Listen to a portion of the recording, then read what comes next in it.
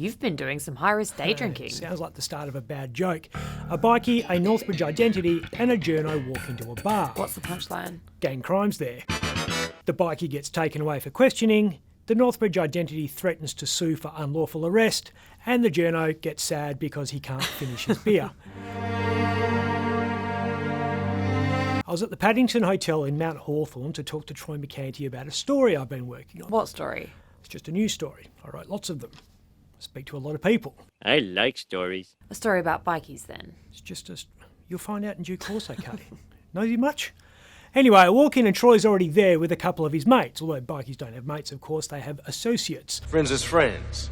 This is business. I order a beer and we sit down. When was this? It was a bit before midday on Monday. A beer a bit before midday on Monday.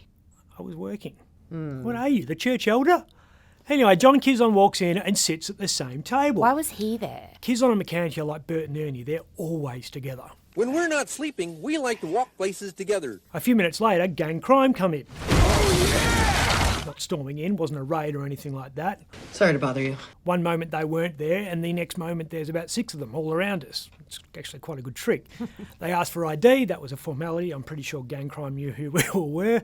And then they said that Troy was being detained. What for? A cop said he was being detained under the Criminal Law Act, which is pretty broad. It covers everything from cybercrime to piracy. Avast and shiver me timbers! Something for everyone. Police have the power to eject pretty much anyone with any kind of criminal conviction from a pub, tavern, restaurant or nightclub, which is what happened to Troy.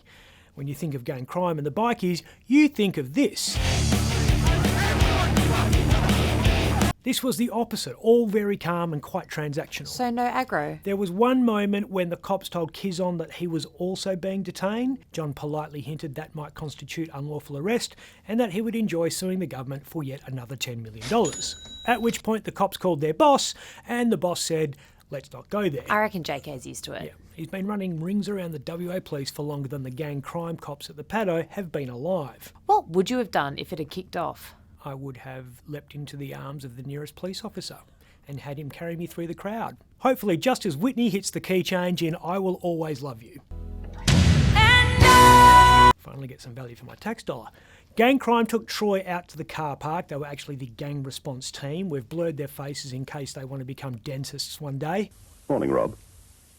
They let him go after a little while and then we continued the conversation at an unlicensed premises across the road. Sitting there on the park bench like a couple of Forrest Gumps. That's my life. Well, I thought it was a very lovely story. The cops were polite to a reasonable point and very professional, as you would be in front of a reporter, I guess. But at the time, there didn't seem to be any real point to it all. Then a day later, we find out there'd been a countrywide police operation to disrupt bikies. Called Operation Morpheus. Someone is going to have to fight them. Police around Australia getting up in the grills of the OMCGs. What kind of charges? The usual thing, breach insignia, resist arrest, importing 850 kilograms of cocaine. Whoa. That last one was obviously a separate police operation. The rationale for ops like Morpheus is that some of the targets will eventually get sick of having their doors kicked down or having gang crime disrupt a pre-midday beer at the paddo and give up the outlaw life. You reckon it works? In some cases, yes. In Troy Mercanti's, clearly no. I don't know if what happened at the pub was part of Morpheus or a follow-up to it or completely unrelated. Regardless, I don't think the police attention is going to force this bloke onto the straight and narrow, start applying for jobs at the local supermarket or IKEA. How's Beryl from Balga going to react when one of Australia's most enduring police targets gives her advice about a clothes hamper or serves her a $1 hot dog? Or she looks up at the checkout and sees him back in the groceries at Aldi. That's good different. A good different heart attack. So if it's not going to end with him quitting the bikie life, how will it end? Probably like this. Hopefully not. The man on the ground in that photo is a cop who was punched outside the Breakwater pub in Hillary's. The bloke who punched him had been chucked out of the pub for being a dick and continued being a dick outside the pub, which is why the cops were called. He walks up to one of them with his hands up like he's surrendering and then smashes the officer in the face. Total gutless sucker punch. The cop had no chance. Floyd Mayweather couldn't have ducked that one. And Floyd didn't have to make a split-second decision about what level of force to use like that cop had to. Do I use my pepper spray or my baton or my taser or verbal judo? Knocked out for 30 minutes, injuries to his jaw, his neck and his shoulder, long-term problems with his memory and his balance, that'll stay with him forever. And Neil Graham Cahill, the guy who lamped him, will probably be out of jail in a few months. At least he pleaded guilty. Because the whole thing was on CCTV, that guy. When he was led out of the dock, his wife blew him a kiss. The next time someone does that sport, it'll be in Hakea prison. Whatever back, Freckles! I'm Ben Harvey.